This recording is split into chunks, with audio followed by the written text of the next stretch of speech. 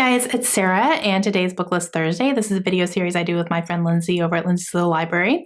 And every Thursday we bring you some sort of list or book topic that we feel like talking about for the week. And this week we are going to talk about books that warmed our hearts. So last week we talked about books that broke our hearts, and this week we're talking about books that warmed our hearts.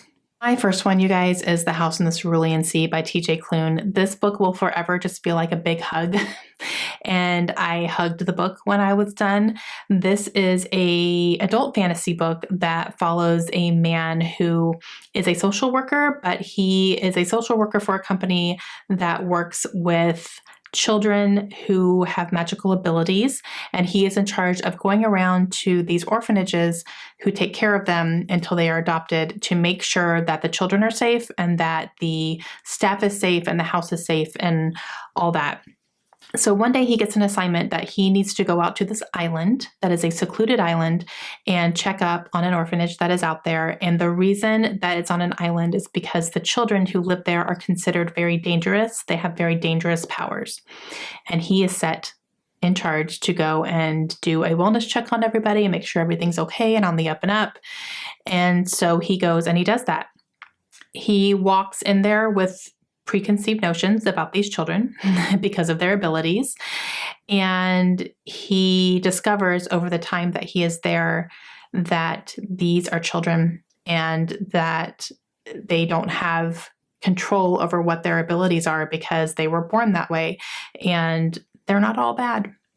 And also the keeper of the children is not all that bad either. And maybe there's a love connection there between those two men as well. And guys, it was just so beautiful. I loved it. It was funny. The characters were fantastic. And I think about this book often. So definitely when I finished that book, I just felt like it was just, I don't know, it just gave me such warm and fuzzy feelings. I loved it. The next one is 84 Charing Crossroads. This is by Helene Hanff. And this is a short book that consists of letters. And I think I read it in one sitting, but my mom recommended this book to me. And it's something that she read and really loved, something her mom read and really loved. So my grandmother read and loved it as well. And this is correspondence between a woman in America and a bookshop owner in England. And this woman in America is trying to get a hold of this certain book. And she's trying to find it. I think it's rare. And she's having a hard time tracking it down, but she got a tip that maybe she could contact this bookshop. And so she and this store owner over in England are corresponding back and forth, trying to find this book and, you know, having conversations about books along the way. And they really get to know each other all through these letters. And I loved it. And I didn't really go into it thinking it was going to be like wonderful or great or anything, but it really was heartwarming just seeing the correspondence between these two and how they got to know each other through letters. And it was just really, really endearing. And I just thought it was lovely. The next one is The Governess Game, and this is by Tessa Dare. Now, this is book number 2 in a series. It is a historical romance series. And the reason I'm picking this one instead of the first one in the series is because book number 2 was actually my favorite of the 3 that have been published so far. And that's because the main male character, Chase, is like my book boyfriend. I love him. I love him so much.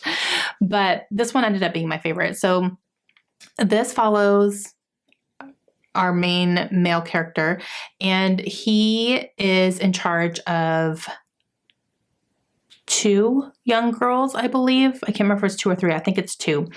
And he's in charge of their care. However, he needs a governess because his is no longer with them and he cannot care for them by himself and still do his job. So he hires a woman to be the governess, and it's someone that he met, I believe, in a bookshop, and she's not really a governess, but she decides to go ahead and take this on for him, and she really clicks with the kids and all that stuff. So it just becomes this whole thing, and then they have a romance from there, and I loved it. It was really heartwarming because I love Chase as a character. He's really funny, and to see their banter back and forth was so good, and it was steamy and I just loved it. I love this series. It's definitely a steamy historical romance, so be wary going in. Just know that there are going to be some detailed open door scenes that way, but I absolutely loved it. And again, this was my favorite one of the three. The next one I have is Happy Singles Day. This is by Anne Marie Walker, and this is one that I got from Nick Alley and I read it on my Kindle. And I really enjoyed this book. It is an adult romance book, and it follows a woman who is in a very high-stress job in the city.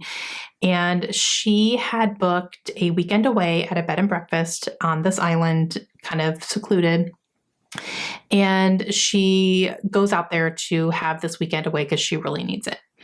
And she pulls up to this cottage where she's supposed to be staying, and it looks really run down. And she gets very nervous about whether or not she signed up for something that was not real or a scam or something. So she goes and knocks on the door, and there is indeed a man who's living there, but he never posted anything about the cottage being open for business. But she was there, and she can't get back. Like, there's no way that she can't stay anywhere else. There's no flights out of there. So she's kind of stranded. So they decide to make it work, and she ends up staying at the cottage, and you really see their relationship bud from there because it is a romance. And there was a lot more to this book than I was expecting, which I really loved. I really went into it not knowing what to expect or not really knowing a whole lot of details about it. And I really was surprised at how much I enjoyed this book. It was definitely a sweet romance, and I really loved it. I really did. And I actually want to read more from this author. I know she has another one that I believe has already come out. It just came out recently, so I did put it on hold for my library because I do want to read it.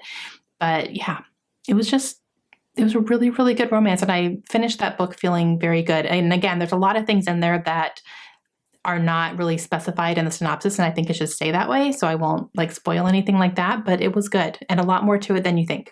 The last one I'm going to say is Nevermoor by Jessica Townsend, and this is a middle grade series, which is the Nevermoor series. And this one warmed my heart because it definitely gave me the same type of feelings I was feeling when I was reading Harry Potter for the first time. And those are feelings I can't get back because I can't read Harry Potter for the first time again. But with Nevermoor, I felt very similar feelings because you are following a young girl who is living in this world where she is being made to feel like an outcast. And she ends up going to this other place called Nevermoor that she never knew exists. And she finds out that there is this place that she can go and she can learn things about herself, and she can go through these trials, and she makes new friends, and it's like a found family type thing because she doesn't have any other family. And it's this whole thing, and it's a magical place, and she lives in this really grand hotel, and the hotel is magical, just like Hogwarts. And it's fantastic. It really, really is. I really, really loved reading Nevermoor and the second book, Wondersmith, as well. And I'm excited to read the third book, Hollowpox, soon. And it really gave me all those warm and fuzzy feelings that I had before. And I loved having those feelings again. So definitely warmed my heart. Okay, guys, those are 5 books that really gave me the warm and fuzzies when I was reading them. Please let me know down below if you've read any of these and what kind of books warm your heart. Is there a certain type of genre that really gives you warm and fuzzy feelings when you read it? And make sure you go check out Lindsay today and see which books have warmed her heart. I'm really excited to see her list too. And I will have her channel linked down below. Hope you guys have a great day, and we'll see you again soon. Bye.